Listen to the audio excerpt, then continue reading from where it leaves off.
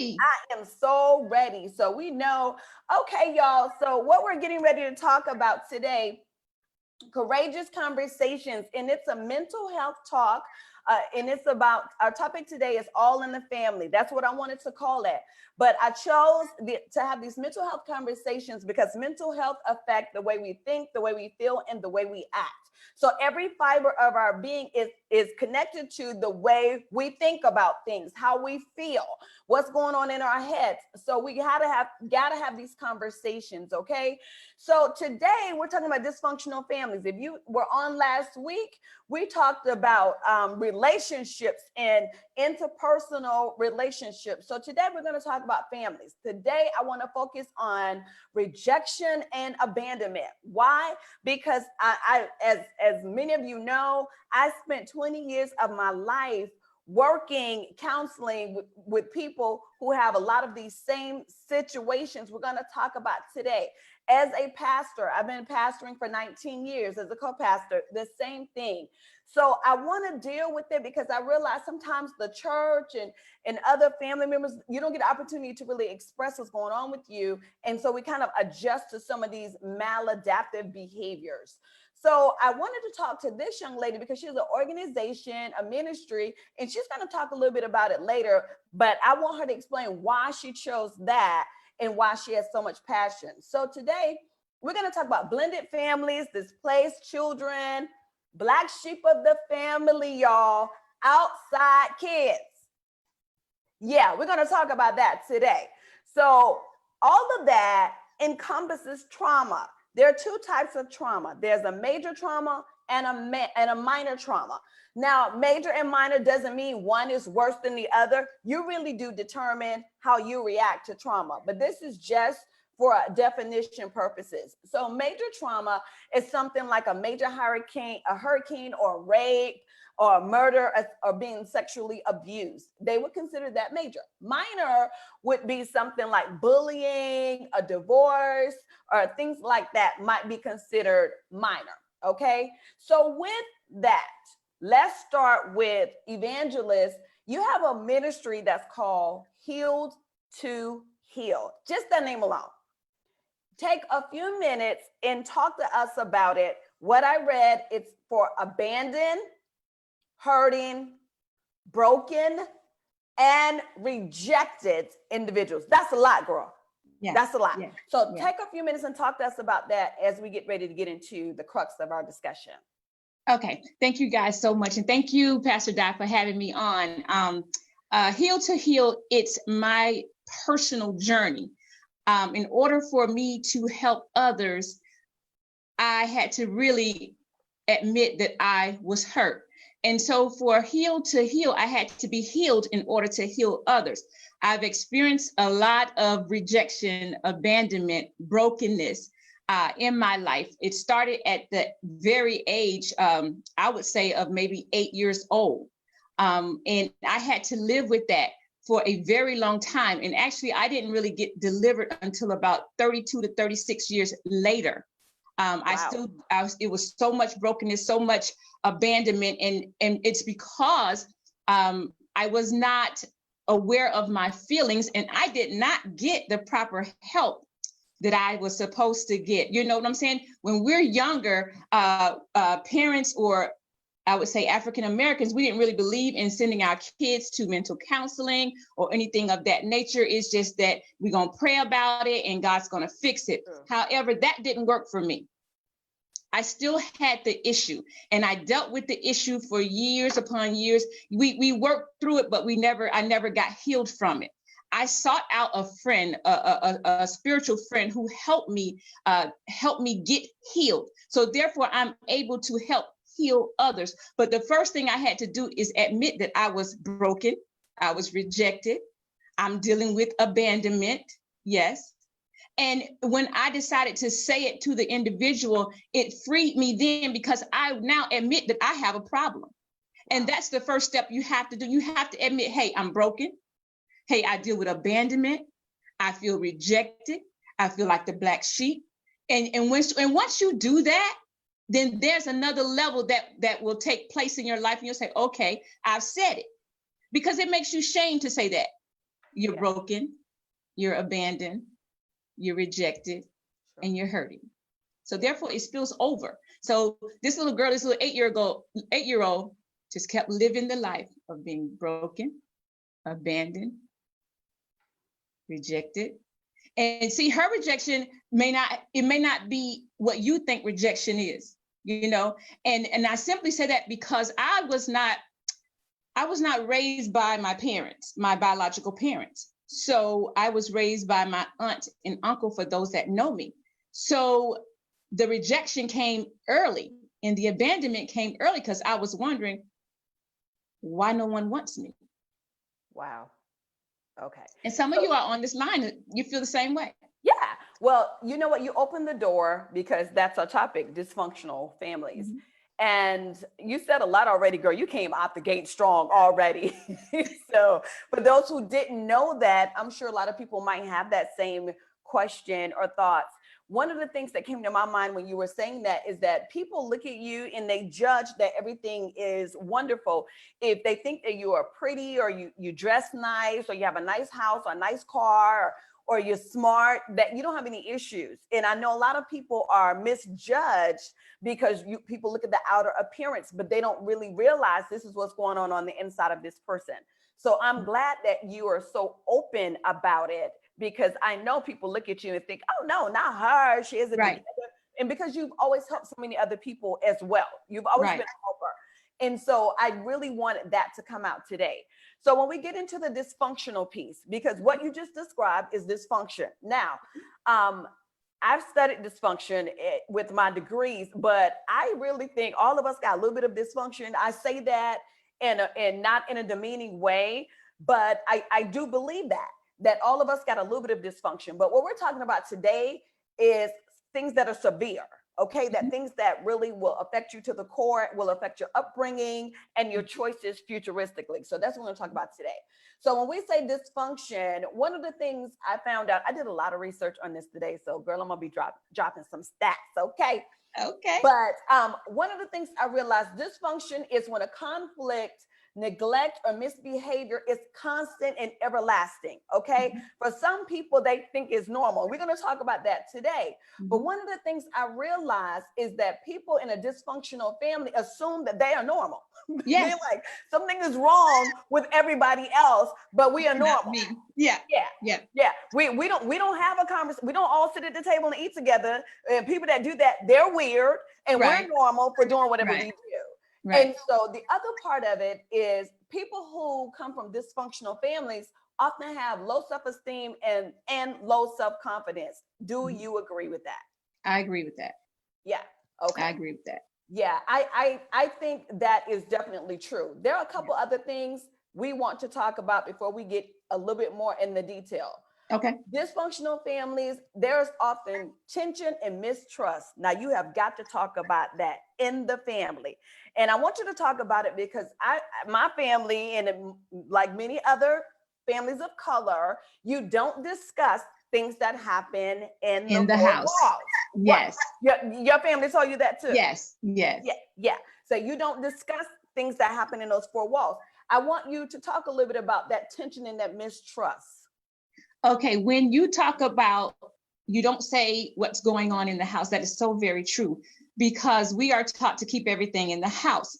However, you don't understand the person that you're making to keep everything in the house is a total mess, if I can say, because I'm 8 years old. Think about this. I'm 8 years old, having to deal with the world. I thought it was the world. It was everybody to me, looking at me, saying all these things. Let me just share with you a little story, then I'll get to the mistrust, because no one told me that it wasn't true until I asked a question.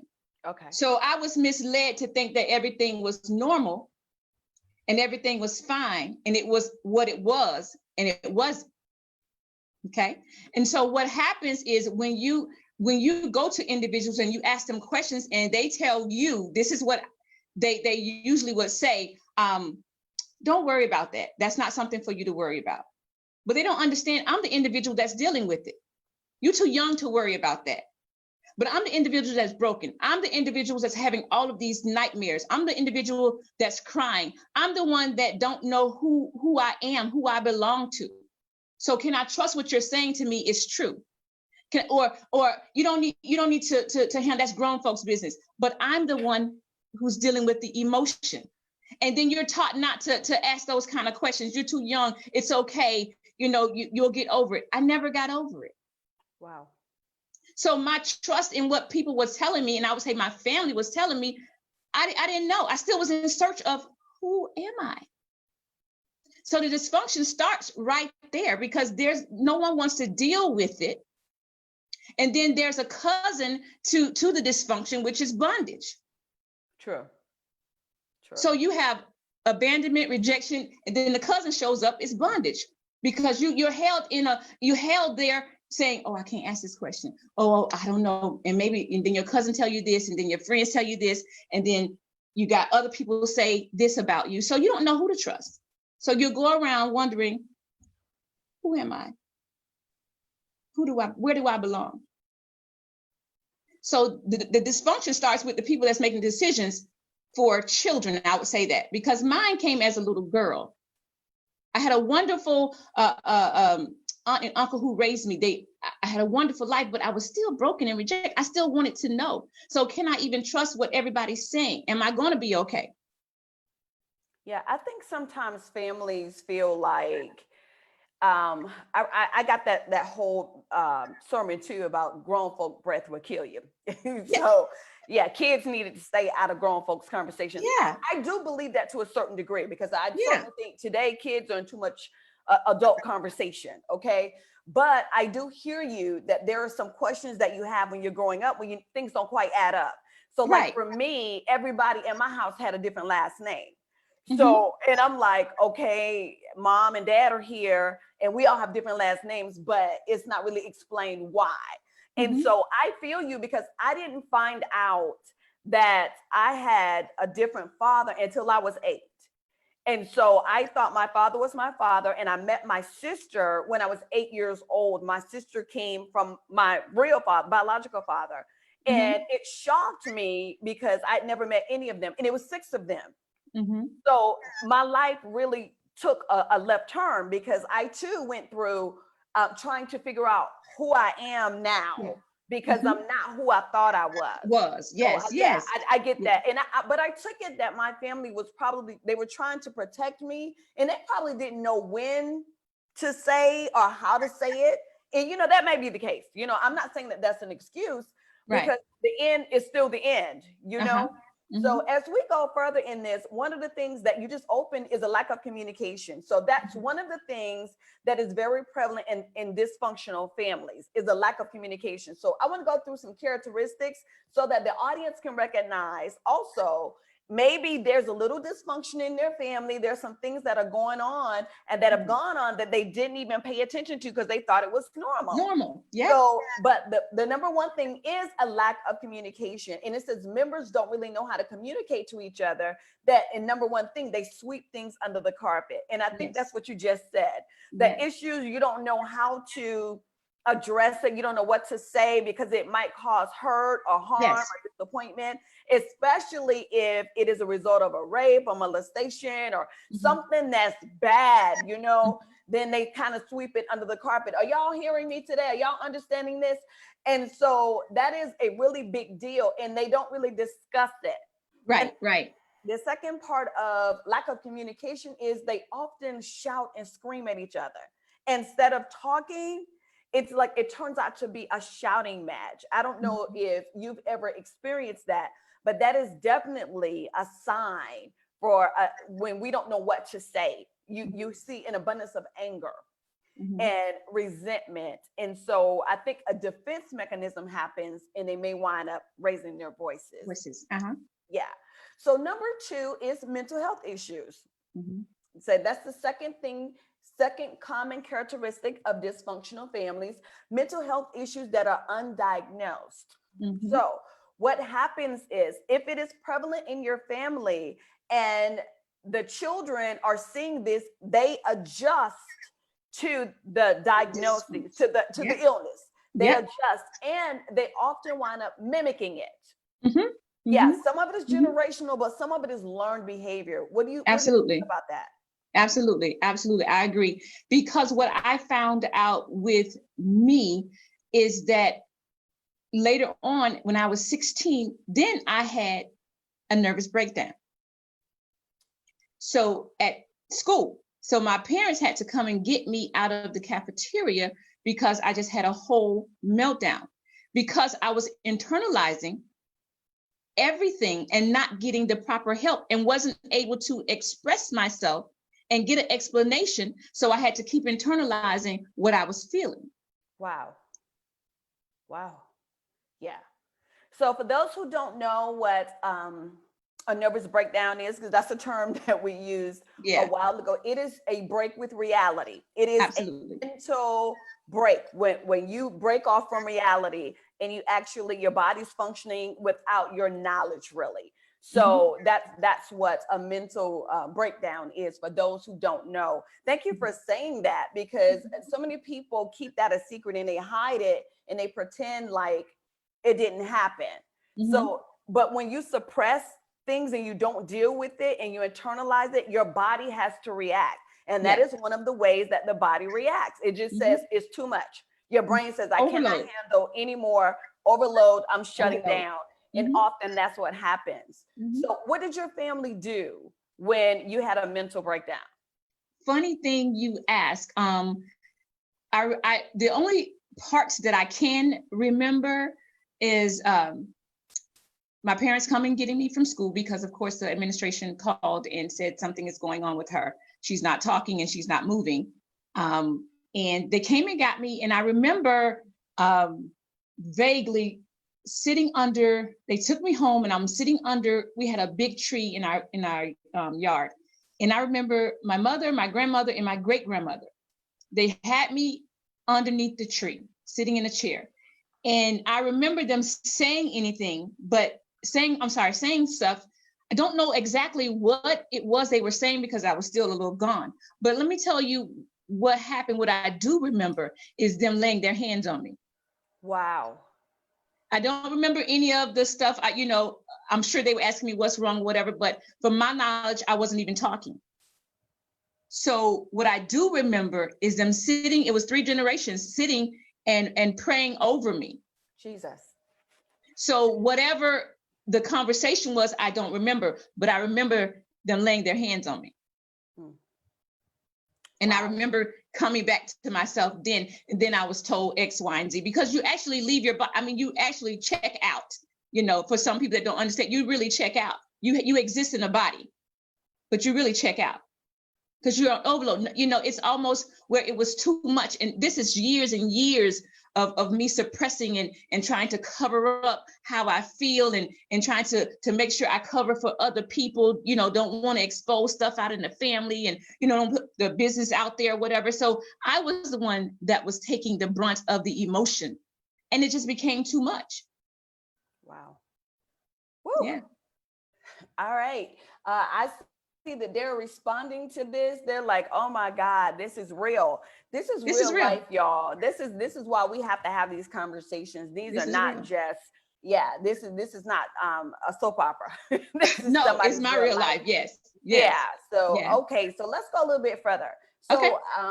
So I said the first thing was lack of communication. The second thing is mental health, and all of these are characteristics of dysfunction. Number Mhm. three is criticism, Mhm. and it is not correction, but criticism. So when people are constantly criticized for their abilities or the lack thereof, you can't do this right enough, or you don't look a certain way, or you don't act like this person. Whatever the areas, when there's an abundance of criticism, and it looks like this when the children or the adults are or the parents are condescending, patronizing, toward you, and then the kids start to internalize all of these things that are being said and done to them, and some of the same stuff you just talked about actually happens. And this is where the low self-esteem and the low confidence comes in, because they're constantly being berated. So that's another thing that happens with dysfunctional families. Number four is no emotional support. Now, I hear a lot of people say, I don't get any support, and we all have our different measures of what that Right. looks like.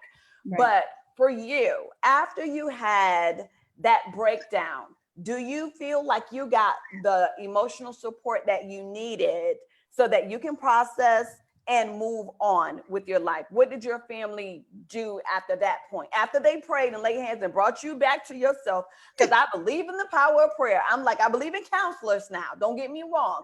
I believe in counselors, but I believe in the power of prayer. And sometimes when you don't know what to do, that's where you start. See, and my parents who raised me were older, so it was more so of the prayer than getting me help. Okay. I actually needed the prayer, but I needed help. I needed professional help. And I didn't get that. So everything just kind of went back to normal. They were, of course, how parents are you okay? And they try to tiptoe around, what happened, because they don't really know how to handle it themselves. All they know to do is pray. But I really sincerely needed professional help, because later on, other things started to develop out of that. Yeah. So I didn't, I really didn't get the help. I got the love, but I didn't get the help. Do you think they knew what to do, or they just made a conscious decision that we're going to deal with it our way? I don't think they knew what to do. Really, I really don't, to be very honest. I don't think it was just, let's just go and see from day to day how she's doing. Everything's okay, and we just went on about the business, just like normal after that. Prayer, of course, I got a lot of prayer, but again, I needed professional help. I need to just go and sit with someone on a professional level, and they can help me. Yes, the prayer, of course, that's what keeps me and what kept me. Sure. But I did need professional help. I really did. I really did. And some people don't agree with that, but I'm telling you, that's why you're behaving the way you're behaving now. You're 40 something years old. You're still dealing with the 8-year-old. That's on the inside. That's broken and that's hurting. Yeah. She travels with you, or he travels with you all the time. And it's just whatever triggers you will bring that back up. Yeah. Because it was something else, Dr. Di. I was even told, and when you say a lot of things accumulated with that, because I was told that I was put on I-95 in a basket, and the parents who raised me, my aunt and uncle who raised me, found me on 95 and picked me up out of the basket. Then I was told that I was put in another type of basket, and you know how they ring the doorbell and the baby's at the doorstep? That's how they got me. So it was so many stories as a little girl. And again, I didn't get the answers that I needed. So I internalized, I thought what they were saying was true, because they said, my mama told me that you were picked up on the side of the road, and at an 8-year-old, 9-year-old, 10-year-old girl, you believe, what your friends are saying. Sure, and you're not getting the answer from home. Like, don't worry about that. That's not true. But every time you turn around, somebody's saying it, because they're mimicking what they heard, and just going all around. And then you overcompensate, trying to be everybody's friend and trying to just do everything that they want you to do, because you don't want to be abandoned or rejected. So you develop another behavior, which is sabotage. They ain't ready for that. Yeah, you sabotage everything that's good. Everything, you get so nervous if somebody nice to you, you don't know how to handle it. Oh my God, because you're going to sabotage it because you're afraid they're going to leave you. Sure, that's part of the abandonment. Yeah, absolutely. Yeah. And when I was studying the components of abandonment, it amazed me the behaviors you would think would be the opposite, but people who are afraid of being abandoned, these are some of the things that they do. Yeah. So, I mean, you know what? We could go ahead and jump right on into that, girl, since you got that. So I told you, I said, I'm going to flow with however you're flowing. And so let's go ahead and jump into the abandonment piece, because it's a very big piece of dysfunction. Okay. Yeah. So abandonment falls under the umbrella of anxiety. So after we were talking about some of the behaviors, the characteristics for families, now we're talking about some of the characteristics in individuals. Okay. So somebody who's been a part of dysfunction has high anxiety. Under high anxiety is abandonment. Yes. They are afraid that they are going to lose. They are, and it's not a diagnosis phobia as a part of the DSM-4, but it is strong enough that it will actually put you into a diagnosis. Yes. So a lot of people are afraid. Abandonment is serious. It's very serious, and it will make you behave in ways you never thought you would. Simply, and I say that because I was in a very abusive relationship when I was 16 years old, 16 to 18. And I stayed in the relationship because I didn't want to be abandoned, although he was beating my brains out. But I chose, my heart issue over my physical issue. Oh, if he leaves me, and that is so crazy because you become something that you're really not. The very thing that you fear will actually happen. And you're just operating, I'm so scared. I was scared of my own shadow, scared, anxiety driven like crazy. And it made me stay in a relationship and be beaten night and day and spit upon and just over and over for years. Because I was scared of, I don't want to be alone. Because you're so used to people rejecting you, and that's in your mindset. Because everybody's not rejecting you really, but your mind has taken control over everything, and so the anxiety just builds and builds and builds. And the very good thing that's good for you, you sabotage that. You will sabotage that. You'll be walking on eggshells around people. Okay, just like when I met you, I thought that was too good to be true. Like, you are a real person, like you're a real friend. Like, and you told me, why do you keep walking on eggshells? Because you don't understand. I'm nervous because if I get too close to you and I love you, then you're gonna leave me.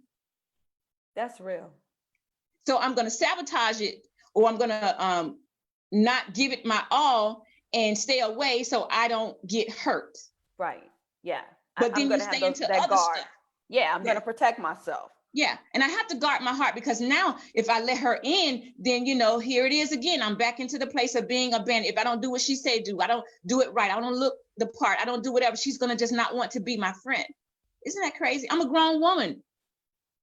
Yeah. Yeah. But it goes back to what you said. If you don't deal with it, wherever the root of it is, and maybe you all weren't 8, we're talking to the audience. Maybe you were younger, maybe you were older. Maybe it happened later in life, but whenever, you do have to pay attention to those triggers, because there are certain things that happen that would take you back to that place. And it's like it's happening all over again. And so, so some of the issues I'm going to highlight here that you mentioned about, you said it's crazy, it's real. So some of the things that people really experience or exhibit when they have abandonment is they have attachment issues. And it talks about how they they attach quickly, but they're unable to commit. So you attach quick, but you're unable to commit because you're so afraid that they're going to leave you. Yes. So it's like, so you're sending mixed messages. Yes. Yes. Yeah. Absolutely. So, yeah, I'm like, oh my God. They move on quickly to ensure that they don't get too attached. Absolutely. Yeah, so they go from person to person, whether it's boyfriends or friends or whatever, so that you don't get too attached and they can't break up with you or drop you. Right. And how about this too, Dr. Di? You get so nervous because, say for instance, and it's some people watching now, you experience this, I'm feeling it. If you're in a relationship with a friendship and they don't text you back fast enough, or they don't call you, you feel like you've done something wrong. Oh my God, what have I done wrong? And you overcompensate trying to make it right, and they've done nothing. There's nothing wrong. Yeah, it's all perceived. It's crazy. Yeah, it's real. It's One real. of the things I read, I want you to talk about. Tell me if you agree with this. It said that women engage in unwanted sex who have abandonment issues, that they'll do it just because they're afraid. Just because I'm afraid, I'm anxiety driven. Oh, I got to do this because, again, they're going to leave me. Something's going to go wrong. They're going to reject me. Wow. And you'll do a lot of stuff that you don't want to do. Yeah. I've been in relationships with people who had abandonment issues or have. And so the way I try to approach the relationships, I try to flow in a vein that they can handle, because I realize that these are concerns for them. I don't have abandonment. That's not one of my dysfunctions. I got some other ones, but that's not one of mine. But hey, we gotta be honest. Honest, that's right. But when you look and you learn, it helps you operate differently, even with people you're in relationship with. And you don't misjudge them, and you're not so quick to cut them off because they respond a certain way when you realize that these are real underlying issues that they're dealing with. Absolutely. And if you truly love them, then you will walk through the process with them. So I think that is true. That is very true. Very true. And they're adults. I mean, you wonder why they act the way they act. It's an underlying issue they have not dealt with. And that's just me. That just hurt. No. Yeah, it's real significant issues there. Yeah. Two more things. It says, and you said it, they stay in relationships no matter how unhealthy they are. Yeah. Yeah, that's friendship and dating. Yes. So if you are comfortable with their company, even though it's not good for you, and you have abandonment issues, you'll stay in the relationship. You'll make it good for you. You'll make it in your mind. Oh, it's okay. Wow. And he's busting your head open, or they're mishandling. They're very toxic. It's okay. You said you were 16 when you were in this abusive relationships. What did your parents say? Well, I hid it for a while until I couldn't hide it anymore because it became public. What do you mean? Out in the open, wherever I was, wherever he saw fit to beat me, that's where he would do it. At so it 16? became, yes, ma'am. So I would come in the house with black eyes, and I had extremely long hair. And some of them that's on here, if you know me and knew and grew up with me, you know the truth. If you heard about it, I'm sure you did because it was public known. I had hair. I would cover my eye. I would only walk in the house on my right side so my parents wouldn't see what was going on. I would hide it so much so till one day I couldn't hide it is because, and the reason why I had that breakdown was because of this abusive relationship. It enhanced, I'll put it like that, because he beat me in school. He tore my clothes off in school. So I had to run for my life in school. So therefore, everybody, in the hallways saw me. So it just became so public till it was out of control. And the crazy thing about it is that your mind tells you you want out, but then your actions are so different. Then you sneak and be with them. He's beating your brains out, but you tell everybody, oh, no, we're not together. Oh, no. And you sneak. Because you just can't deal. That abandonment is so strong. I'm telling you, it puts you in situations that are dangerous. But you'll take the chance. And that happened to me for years. I'm listening to you, and I know that they are listening online, and people are probably in their mind saying, yes, I've been there, or some can't even envision.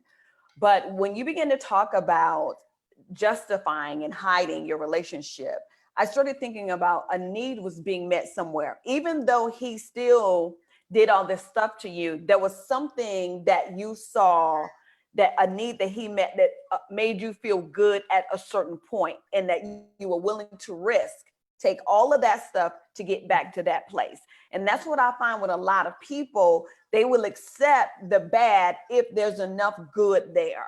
If there's just a hint of good I can benefit. Yeah, it don't have to be a whole lot.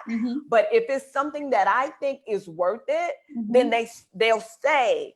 And so this is where you can't judge people. You know what I mean? You can't say you crazy or you stupid or whatever, because you don't know what's going on inside their minds, especially if you were already dealing with abandonment issues and you have this guy, and I'm assuming this guy, was he like popular and all that? Well, check this out. I was the cheerleader captain and he was the captain of the football team. Okay, so yeah, that explains the whole lot then.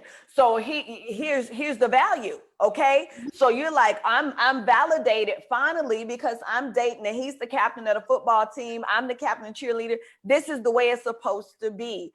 And so now I understand at 16, yes, you're like, okay, well, I'm not getting this I don't know where I belong with my family, but I know where I Where I belong. belong with him. Yes. Okay. I get that. Are y'all getting this? This is some good And stuff, then on y'all. top of that, it was like, you know how when you're young, you have attitude. Oh, you know, he had broke up with this other girl that was, you know, cute. So here I come along thinking I'm all of that, you know, and we just jiving and whatever. And he's extremely nice and he's extremely talented, you know, and he's older, you know. Wasn't all that good looking, but I'm just saying, you just These are the things we see now. Yeah. Oh, Jesus. But anyway. I feel you. See, in your mind, you was like, oh my God. Oh my God. Yeah. Wow. Yeah. Wow. So it's a lot of components that go with that. So you'll press out, you know how you press out the oil in a grape, you'll press out all the little good because it wasn't that much good. You know, you'll press out and say, okay, and you'll hold on to that like, oh, this is the best thing. When everything else around you telling you, hey, get out, you're gonna die. Yeah. Yeah. Well, I know a lot of people that's dealing with that now. They aren't 16, they are adults. And that is a decision that every person has to make. Yeah. And sooner or later, you will get there. Yeah, you get tired when you get tired. You can't get tired Yeah. when I'm tired. You have to get tired when you're tired. And stop telling people you're tired because you're just lying. Yeah. Because you want them to shut up and not judge you. It's okay. Be truthful to yourself because you're still going back sneaking and calling them, taking a text message. Okay, you don't talk to them for 3 days, but then after 3 days, you're talking back to them or you're sneaking and you don't want anybody to know. So you're going back and forth, you know, so just don't even say anything to anybody. Then you don't have to lie and pretend. So when you're tired and you're finished and you're done and it's over and it's a wrap, then it's really a wrap. But other than that, you're fooling yourself. All right. Yeah, and then you don't have to go all the way to Miami for a date because you live in Fort Lauderdale because you don't want nobody to see you. Or Georgia. Or Georgia. Georgia. We gotta go 7 hours to, you know, so nobody don't see me. Right. That's true. You're telling the truth. So the last thing, and I think you covered it, abandonment issues are that the individuals feel insecure and unworthy of love. You know, we're not making fun, guys. We're just trying to put it out here so y'all can take it and swallow it, do with it whatever you will. But this is to bring healing to somebody who says, I'm ready, I'm tired, you know, I dealt with this. And sometimes the enemy tries to manipulate your mind and make you feel like you're less than because of your past. And this is where we share some of the things we've endured to help somebody else. That's what this is about. So the feeling insecure and unworthy really does affect your decisions for every relationship going forward. Every relationship, yeah. Yeah, boyfriend, girlfriend, whatever you want to call it, every relationship you will feel that way. So as we continue in the abandonment, we might as well jump right on into rejection. We might as well. Since we talked about the abandonment. So I realized that growing up in a dysfunctional family, of course, there's going to be a lot of rejection because you feel like something is wrong with you. Maybe you're not smart enough, you're not dark enough, light enough, you know, all of the above, or you are a product of an unfortunate situation. I'll just say it like that. So for whatever reason, you feel rejected, that you can't be fully you for whatever reason. And so you start adjusting your behavior and the truth of who you are because you don't think your environment is open and willing to accept you. So what happens is we get this title called the black sheep of the family. And so I wanted to talk about that right here because a lot of insecure adults are labeled as black sheep. I don't know many people that call themselves that, but either they've heard that term from their family or they think that's the way their family feel about them. So I do want you to talk about that. You said earlier, I felt like the black sheep. So I want you to take a minute and, you know, talk about what does that mean to you? Well, when I say the black sheep, it's simply because I felt as though I remember a time just feeling like I didn't fit in. I didn't look like them. I didn't act like them. I had two separate families. I had an older family. Then I'm the baby of one family and I'm the oldest of another family. So where do I fit in? here? These are my, these are my emotions and my feelings and my thoughts. I'm like, well, where do I fit in? And I just didn't understand why I had no voice, no value. So I thought to one family, and I had a lot of voice and value to another family. So all my life, I kept trying to, like the scale, like the Libra that I am, trying to balance the scale to see, am I good over here? Am I not good over here? Do they like me? And then I'll dummy myself down to some things because I didn't want to be looked at as, oh, she thinks she's better than us. And then I'm trying to give everything away that this family has given me, give it to them, just trying to make everybody just love me. Like, let me be equal, let me be normal. And my normal never came until until I just said, oh, well. But the black sheep, you feel like you're totally rejected from everything. You don't belong. Which one of these don't belong? I felt like I didn't belong. And that was when I was younger. So, could you imagine just having all of that going on the inside of your mind? Where do I belong? Where do I fit in? I don't really fit in over here. And you try to go over there, and then, I'm the baby of this family because all my siblings are older than me. So they don't have time to be playing with me, playing with me. They're doing their own thing. And then I'm the oldest of another family. So that's a lot of, see where I'm talking about? That's a lot of dysfunction for me. Yeah. And I'm trying to overcompensate and overdo and still, I still got no resolve until I was able to get myself some help. Yeah. So as we talk about this black sheep of the family, of course I can relate. But and I'm in two families as well. So I totally get what it is that you're saying. So you do have different roles. For me, when I did finally meet my biological family, some of my siblings spoke ill against my natural family, the family I was living with. Mm-hmm. And so as a teenager, I started having, I was confused because as a teen, you want to do what you want to do. Mm-hmm. So I was living with my stepfather, and this is the only time you hear me say stepfather because he's been my father since I was a year and a half. So we've never been told step, he's my father. But for the sake of understanding, my biological father's side and my stepfather's side started to have issues because they were feeding me, telling me stuff, and I was bringing this stuff home and acting out. I started really acting out. And this is the only father that took care of me now. My biological father, I didn't meet him when I was a baby. Yeah. But when I got older, I didn't meet him until I think I was 10. Mm-hmm. My first time seeing him, and I talked to him on the phone, but I didn't know him. So them telling me in my ear, you don't have to do what that man tells you what to do and all of this. And I started bringing this home. And see, my mother is a real African-American mama. Yeah, she don't play the radio. And so my mother got real up close and personal with me and said, you can take your behind to your daddy if that's what you want to do, but you will not stir that up in this house. That's what my mother told me when I think I was probably like 13, because 13, you start thinking you're grown. But I'm glad she told me that because it, it woke me up. It did.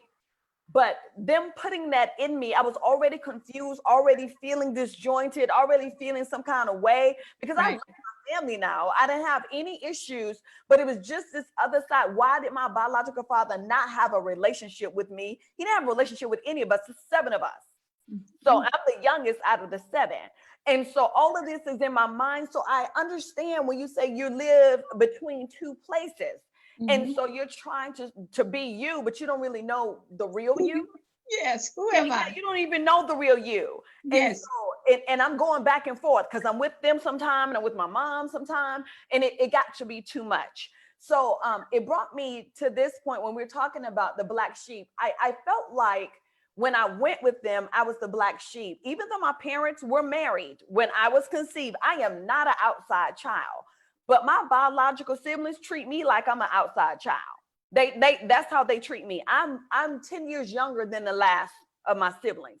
So they are much older, which is why my nieces and nephews are basically my age. My nephew is a year younger than me. So when people ask, like, how are your nieces and nephews? That's how. But they treated me like I was an outside, like I didn't really belong. I had one sister that didn't treat me like that, and I was very, very close to her. But it was just that odd feeling.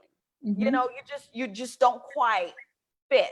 And so I understand that process that you're talking about. So I looked up some statistics about blended families and displaced families, because what we're describing, that's what we're talking about, blended, displaced.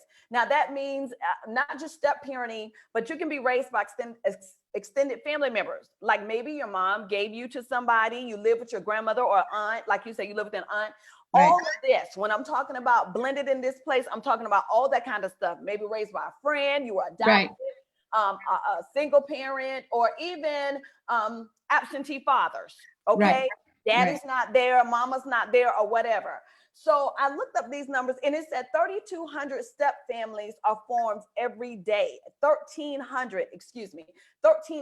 Over 50 of U.S. families are remarried and recoupled. 50% of all marriages are remarried and recoupled. That's a lot. So the average marriage only lasts 7 years. I mean, these numbers are from the U.S. Bureau of Statistics. I need y'all to get this. One out of 2 marriages end in divorce. 75% of them get remarried. I was just like, wait a minute. Wow. Yeah. So 66% of those living together or remarried break up whenever children are involved. So when I was looking at these numbers, I was blown away, because I was like, wow. Okay, we're fighting a lot, which is why dysfunction is so prevalent, you know, with us, that we're fighting a lot. And I'm looking at these numbers. So a little bit further, there are 2 things I want to bring out. Emotionally detached mothers, y'all forgive me with this retainer. Emotionally detached mothers and absentee fathers. Those are 2 things I want to talk about, because I deal with women who don't connect with their mothers. They don't. They feel like their parents, their mothers don't understand them, or they just don't relate, or they're not sensitive. Are y'all listening to me? It's like they just feel like there's a wedge between them. And then you're in the house. You're in the house. Yeah. It's you're like in the house. And they spend so much time trying to win their mother's approval and trying to get that closeness, until they feel so bad when they don't get it. They don't understand why it's not happening. Yep, you're in the house. I want you to speak about that. I know you deal with it with your organization, with women who deal with the same thing. What would you say to encourage a woman who's in that place, who feels disconnected? Because, you know, you're like, if I can't go to anybody, I can go to my mom. And so my mom and I, we have a great relationship now, but we didn't always have one. So she wasn't emotionally detached. I just think we were too much alike. That's what I think our issue was. I think we was too much alike, and she was going to be the mama and not let me be grown. And so I had to find my place. So what happened with me, because my 2 mothers are deceased, and the time that I was trying to, when I became an adult, and I knew that I needed to speak with them on that level, they both passed 6 months shy of each other. So when I made up in my mind to have these conversations as to, you know, get that relationship, but with my aunt, I want to say this, with my aunt, I had an amazing relationship, you know, because she was my mother. And then my biological mom, we started having a good relationship. She was always around, but I never lived with them. So I never got to connect with her. So the connection actually was starting after my aunt, who passed, after she passed away. So then I was really going in to say, I need to, you know, really connect with my mom, but she passed away 6 months later. So I was a little unfortunate to actually build that amazing relationship that I believe that I would have had, because I had the mindset to make sure that I did it, because it was important to me, you know, that I get that relationship that I so desired. I had to do everything that I needed to do to get myself to a place of peace, to make sure. And then it was for my children as well, because I wanted them to know their grandmother. So I would say to those individuals that's dealing with that, that is a real reality, because you do not feel connected, especially if there's other kids and they pay more attention to other kids than yourself. And so you're still trying to win her attention and you're not doing it. So you're getting frustrated in the battle, because every time you need something, every time it's your time, it's almost like she's never around, she doesn't have time, or you're not that important. But you gotta have the good heart conversation and let her know, because maybe she doesn't know, and maybe she doesn't think that you require that much attention or that much time. Yeah. So you can't hold anyone accountable to something that they don't know. So if she doesn't know that you feel this way, then you can't hold her accountable. Oh, she should know. Well, maybe she don't know, and maybe she's dealing with that with her own parents. See, sometimes what parents do to us is what they're dealing with or have dealt with themselves. That is absolutely the truth. They've never said it, because you're thinking, oh, they're fine. Again, like everybody think that I was normal, and I was bleeding on it. I was hemorrhaging, and no one could tell. I was bleeding. I was hurting. I was suicidal, but I had it all together out here.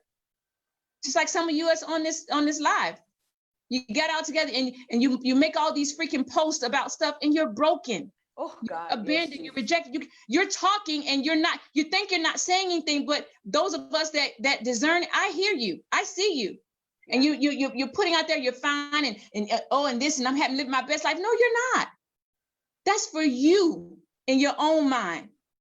Yeah. But until you get yourself together and say, hey, I'm a little jacked up, and then you can go. I mean, I'm telling you, this spirit of abandonment and rejection is something else, and it will hold you in bondage. And that's where some of them are, Dr. Di. They're in a place of holding because they keep staying stuck. Yeah, it's a vicious cycle. It's a very vicious cycle. Yeah, it's definitely a vicious cycle. And they got to find someone they can tell their truth to, and the person can hold it or help them. Because I found that person, and I was able to say my whole truth. They were like, whew. Okay, and that person has to know what to do with it. Yeah. So it can't be, they can't be judgmental, but they can't be an enabler either. Right. So they have to be able to understand the process to walk you out so you can get your complete healing. So yeah, just because people are willing to listen don't mean that they're prepared to help. So you definitely have to know the difference. Who is there? You got to get the right person. Yeah, you have to get the right person. But you have to be honest with yourself, because for a while, you might feel like, I don't care. They don't love me like that. I don't love them like that. I don't care. Yeah. Yeah. I've been through that. I don't care. Defensive. I do care. Yeah, you get defensive. And one of the things it said about the black sheep, that you start removing yourself from family.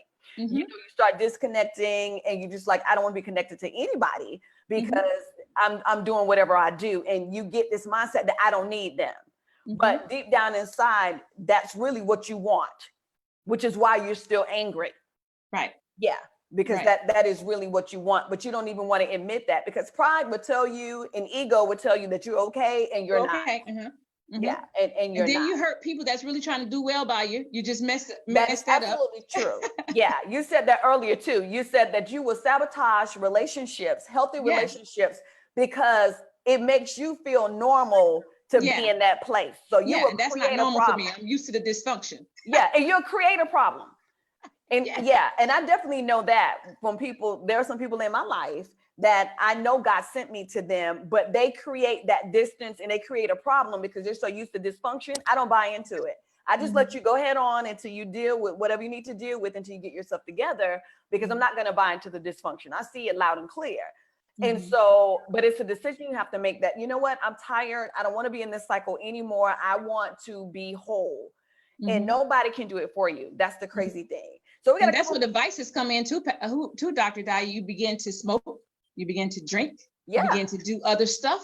Yeah, sex. Yeah, it's just a whole nother vice. And you just think you're getting your freak on, make yourself numb, and they back again. Using you getting your body, using your body up, and then you still get up empty. I mean, that's the thing. If I'm gonna be doing all that, I got to get something out of it. I know. Hello. I'm like, I can't be getting up feeling guilty. I mean, Lord Jesus, I forgot we on this live. I'm telling the truth. Yeah. I'm like, you gonna be convicted anyway. Yeah. Just do the right thing. Yeah.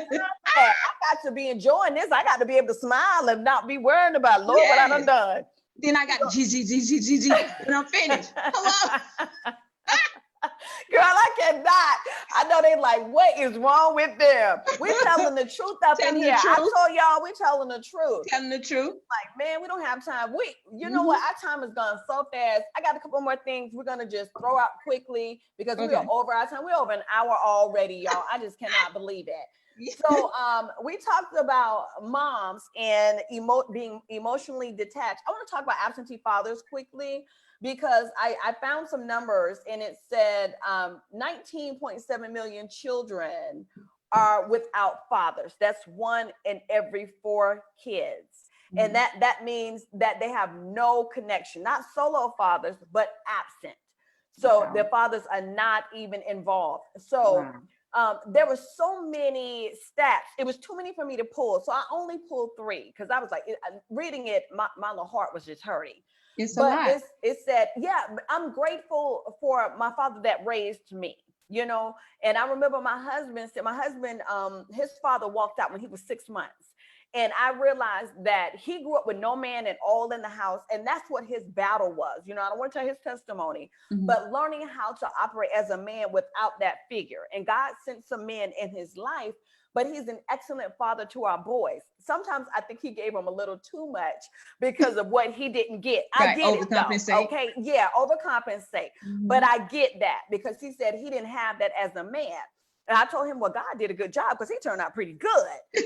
But what as a father, boys without father and girls are 4 times more likely to live in poverty. 4 times more likely to live in poverty. They are 2 times more likely to drop out of school just because there is no father involved. And the one that got me, 7 times more likely to become a teen parent if there was no father. And I could not believe these numbers. Of course, they have all, the chances of going to jail and all of that stuff.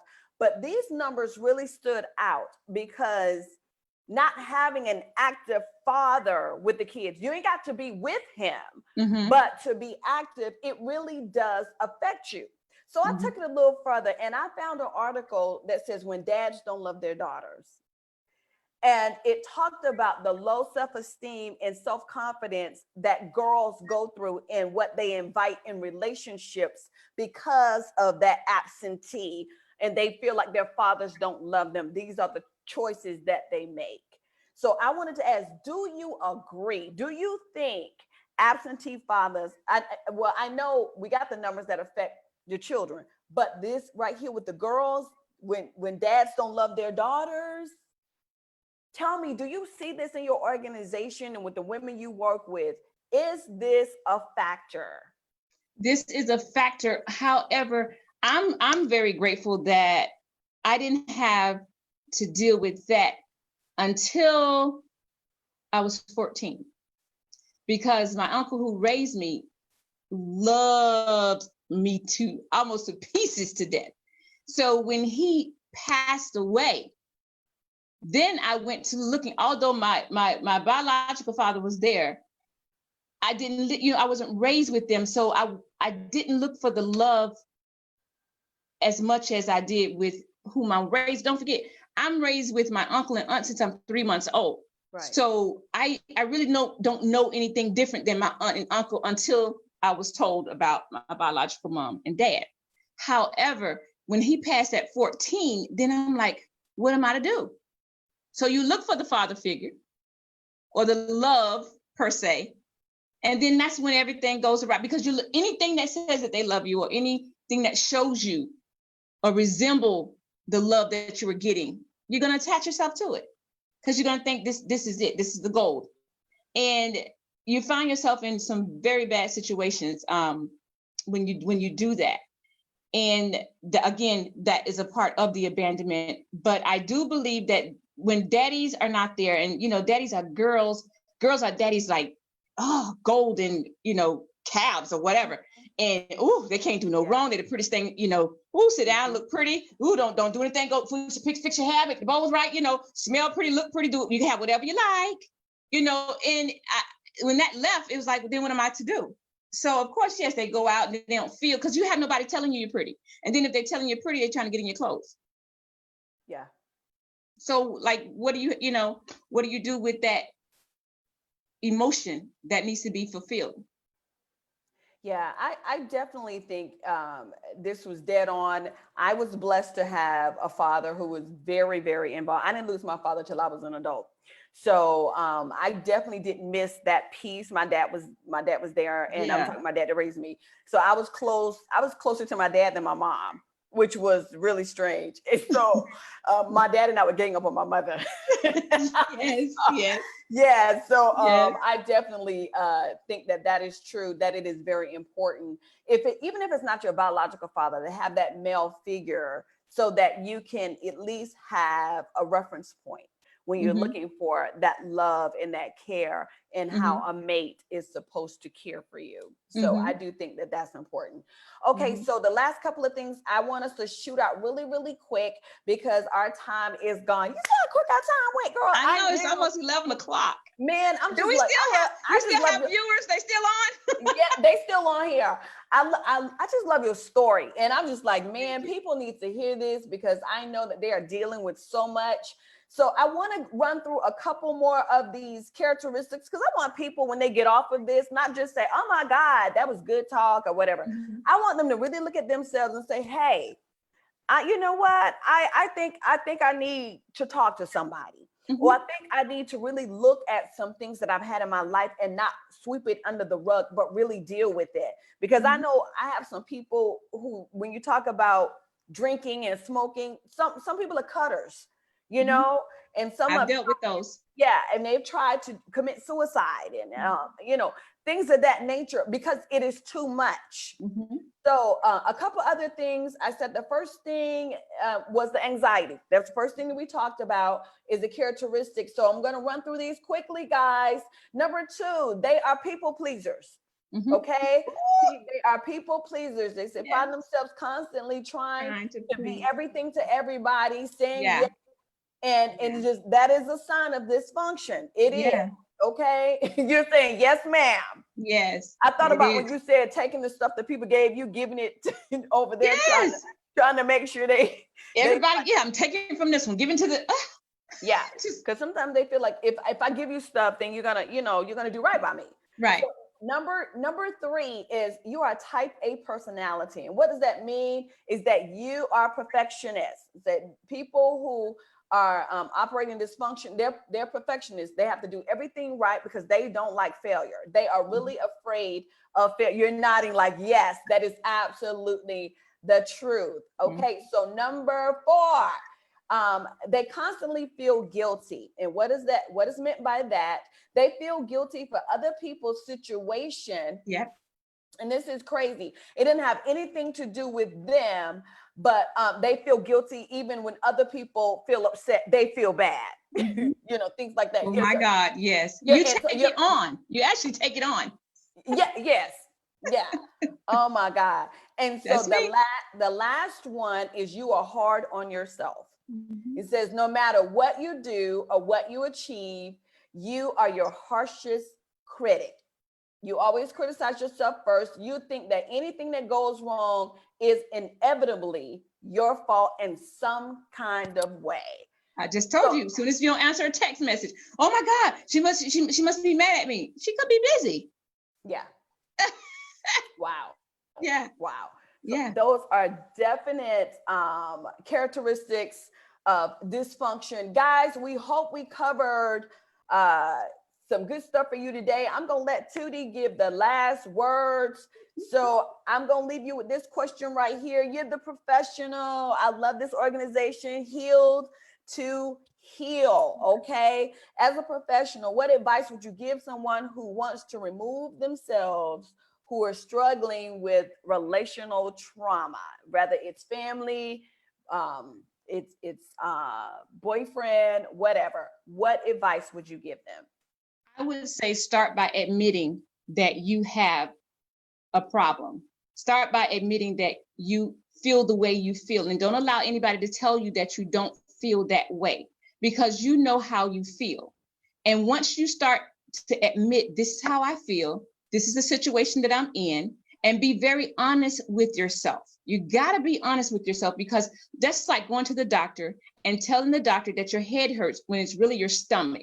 He's only going to give you medication for your head and not your stomach. And you're still going to be dealing with the stomach ache instead of him dealing with the headache. Because with the headache, you may have to have an MRI, a CAT scan. But if you told him, you know, it's your head and it's not, and it's your stomach, you're misdiagnosing yourself. So you're really not going to get the help that you need when you tell people the untruth. But tell yourself the truth. And then when you tell yourself the truth, then you got to act on it. You got to act on it, because it will, if you let it lie dormant, then it's going to just put you back into the same place, because you're going to think, oh, it's nothing. I feel better now. The enemy's going to trick you that you feel better. The enemy's going to trick you that, oh, it's not really that bad. He's been, you know, because you're used to that. That's your normal. Because being healed and being whole is not normal for you. Right. Being really happy for real and not Facebook happy, not Instagram happy. Say that. I need you to say that again. Being happy for real and not Facebook happy and Instagram happy. Happy for real. So when I see you, I don't have to say, girl, you know you ain't happy. Something going on. So be, you know, because you speak, you don't understand your body is talking when you ain't even saying anything. It's your emotions are coming out. It's your body language. It's how you know, I can ask you a question. You're so aggravated by everything. So you're speaking and not even saying anything. But anyway, you have to be truthful to yourself. And in being truthful to yourself, you're going to be able to get the help that you need. And you got to find someone that you can trust and that can hold it and that won't judge you. But you got to be able to trust them with you, because I have a friend that holds me. I was very fragile, and she held this fragile egg until she became something else. I was very fragile. So you got to allow somebody to hold you in your vulnerable place. Okay. I like that. You got to be able, you're fragile. I'm very fragile. I'm going to break. If you even blow on me, I'm going to break. I'm very fragile. Be very honest with them. And that gives them the opportunity to say, okay, I know how to handle her or handle him. It might be some men on here that's listening. True. But you got to be honest with yourself. And then we can move on to getting to the process of being healed. Right. Okay. Y'all got to be truthful. Woo! I hope we can help y'all. That was a whole lot. That was good. I wish we'd had more time to go into this. Y'all, this is good. I didn't even get any questions. I'm so surprised. I did. Oh, you know what? Did I get questions? Oh, I did. Sorry. Okay. This question came in. So at what point were you able not to just survive, but thrive through the dysfunction? I was 38 years old. And what happened? 38. And then I made up in my mind, I wasn't healed at 38. Listen to me good. I made up in my mind at 38. I got healed when I was 42. I'll be 50 Thursday, y'all. You better make it plain, girl. I'll be 50 Thursday. You bringing that 50 in fabulous, honey. Yes, honey. Courageous and a new hairdo and courageous conversations. Yeah. I was courageous to put this hair on tonight. Girl, you got this. Listen, I told you I was gonna let you in the 50 and fine club.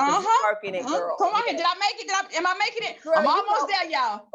Girl, you know you got it. You know you got it. So I am so glad that we had this conversation.